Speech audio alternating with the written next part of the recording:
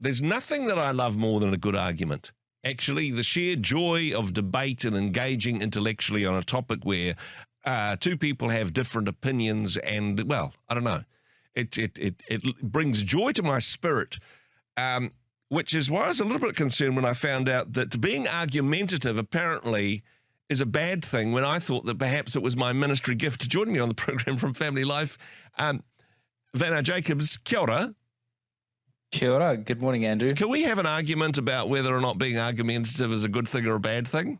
Yes, it is. No? Well, I have to take my own foot out of my mouth there sometimes as well, because, talk about debate. I'm right up there in front of the line saying, hey, let's have a good rumble about things. We can still be friends afterwards, right? Surely, yes.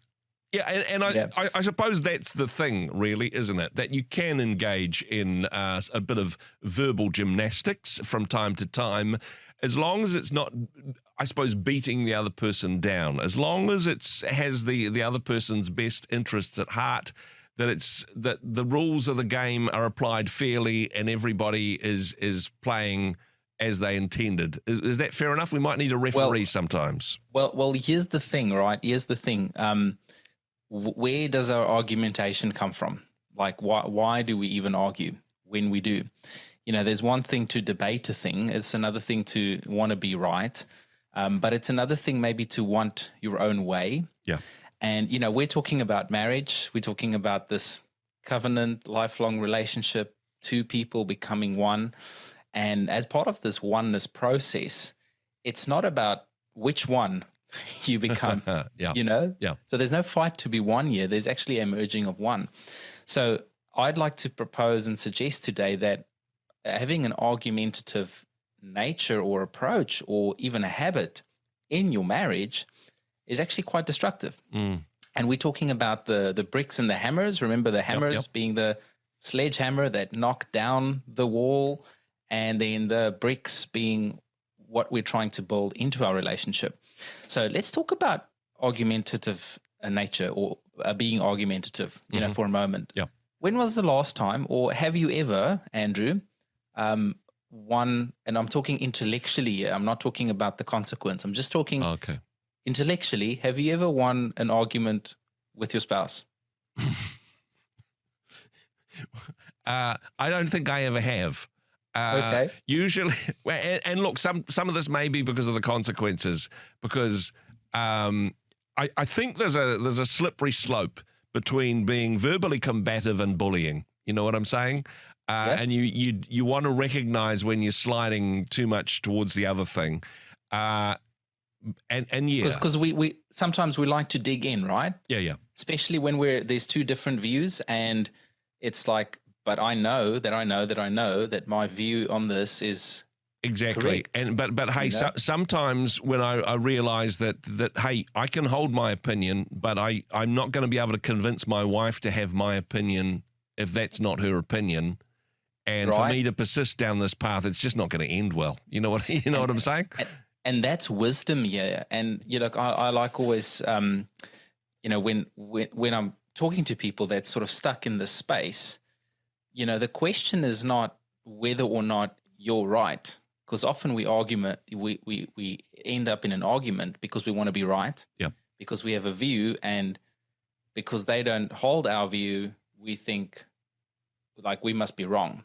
So there's actually a flawed thinking in that binary approach to just right or wrong, or just one aspect can be right. Now there are certain absolutes, I get that, but here's the thing I like to say is being correct doesn't mean you connect. Yeah. And in marriage, what's more important? Because let's say you rumble it out. Let's say you got a good solid argument and you really beat your spouse down, intellectually, you win the argument. Mm-hmm. You still go to bed with the loser, right? Yeah. And hey, now you've got a grumpy wife for a long period of time, or reverse the table. That hey, if you've won intellectually, how are they feeling about things? Have you put their best interests? Have you put their interests ahead of your own? No, you haven't. Yes, and so listen to what the Bible says in James. What is the cause of your conflicts and quarrels with each other?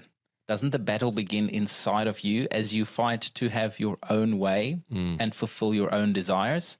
You jealously want what others have, so you begin to see yourself as better than others.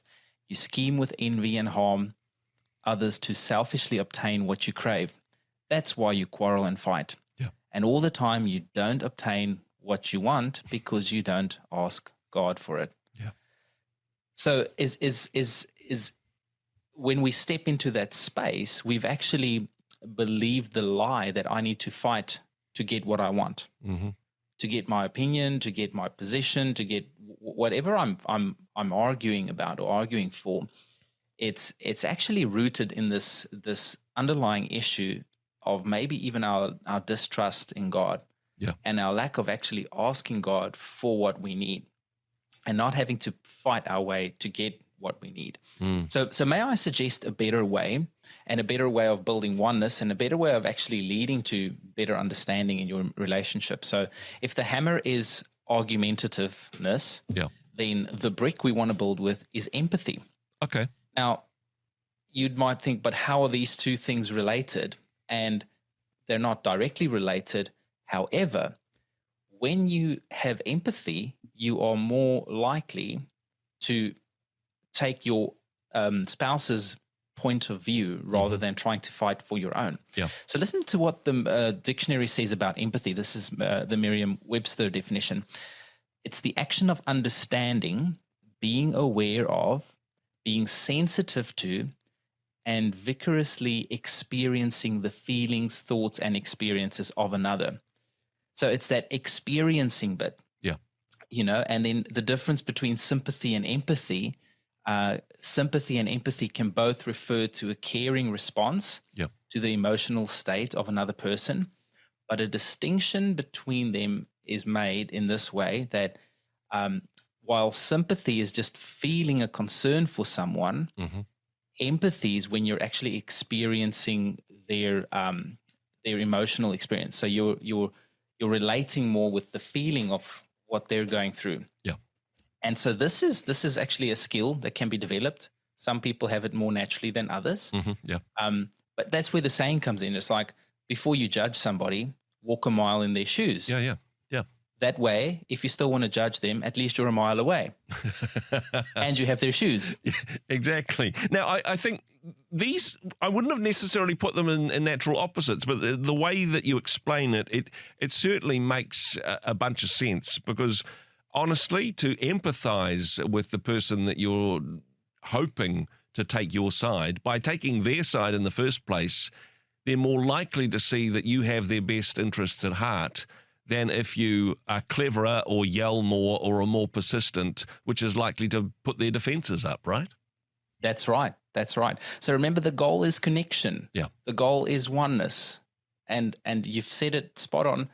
If you win in the relationship by, I guess, convincing your spouse, and I mean, it's not like you're genuinely convincing them that you have their best interest at heart by caring for and like putting down your need to be right, putting down your need to win this argument, and actually saying, hey, this is an opportunity for me to get to understand you better.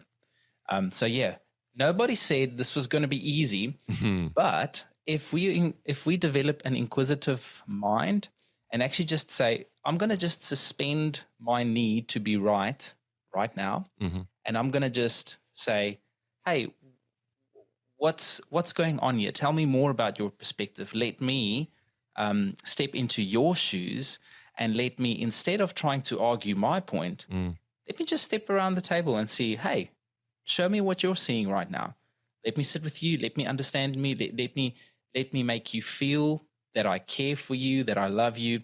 Hey, and that's a win. And if the goal of the argument was to get a win, well, you've still won, but just in a completely different way. And I would suggest that that's probably the best win you can get in your marriage. And there's a bit of a trap here, of course. If we're pretending to be empathetic to manipulatively try and win an argument, then the person that we know that knows us the best is probably going to spot that a mile away. So we need to be genuine in our empathy, not to win the argument, but to build the relationship. Such wonderful wisdom and advice. Very much enjoying this this Bricks and Hammer series. Of course, you can find out more at the Family Life website, familylife.nz. Veinard, thanks for all that you and the team are involved with. Thanks for joining us. Thank you, Andrew.